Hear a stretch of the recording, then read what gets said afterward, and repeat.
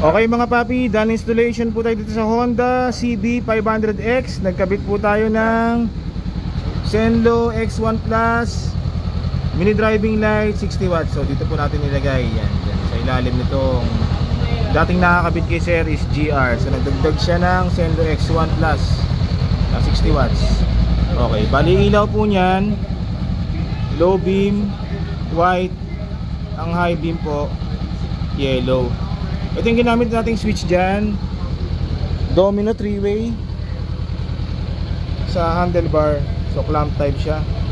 Tapos sa busina, nag-upgrade si Sir yung stock horn nya. I-disconnect natin. Nagpalit tayo ng Denso compact horn. So original Denso horn to. Ayan. So pwede po yung mabasa.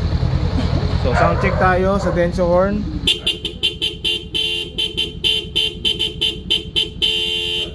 Napakalakas dyan. Okay mga paps, so kung siyo mag-avail ng ganito mga setup natin ng MDL busina, punta lang po sila dito sa Scooteristas online shop. Maraming salamat po.